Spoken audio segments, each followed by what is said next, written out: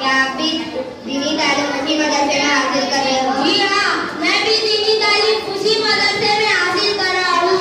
अच्छा भाईजान, जरा बताएं, दिन भर में 5 मरतबा आपकी आवाज आती है, तो क्या तमाम मर्द औरतों पर नमाज पढ़ना फर्ज है? जी हाँ, 5 वक्त की नमाज पढ़ना तमाम मर्द और औरत पर फर्ज है। लेकिन भैया, अपने मोहल्ले में कई लोग ऐसे हैं जो जुमा की नमाज क्या साल भर में ईद की नमाज भी नहीं जाते। क्या नमाज उन पर फर्ज नहीं है? अरे भाई, नमाज तो सबके ऊपर फर्ज है।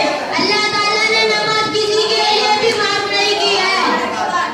तो क्या नमाज पढ़ने वालों और ना पढ़ने वालों में फर्क रहेगा? हाँ, बहुत फर्क रहेगा। जो नमाज पढ़ता है अल्लाह के पसंदीदा बंदे होंगे, जो नमाज ना पढ़े अल्लाह ताला उनसे नाराज होंगे।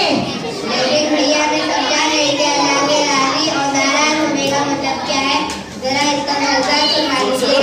अरे भाई, नमाज पढ़ने वालों के लिए अल्लाह ताला ने जन्नत बनाई है। जन्नत में एक से एक बरकत नेमतें हैं, दूध और शहद की नहरें और हर तरह के फल। जन्नत की नेमतें कभी ना खत्म होगी।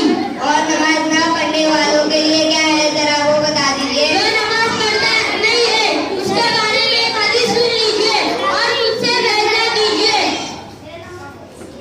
हदीस में लिखा जाता है, जो बंदा एक वक्त की नमाज छोड़ दे 1,88,000 बरस जहन्नम में रख दिया जाएगा। अल्लाहु अकबर, अल्लाह मेरे प्रभु। ये भी कान खोलकर सुन लीजिए कि दोज़ख पर सबसे हल्का अज़ाब ये है, उसको जहन्नम की जूतियां पहनाई जाएगी, जिससे इसको दिमाग की हड्डी में जोश मारेगा। आएगा आपकी अकल में?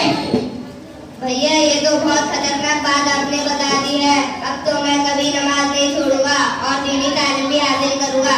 बस अल्लाह ताला से दुआ कीजिए कि मेरी पहले दुआ को माफ करवा दीजिए। अच्छा, आप चलते हैं। अस्सलामु अलैकुम व रहमतुल्लाहि व बरकातहू।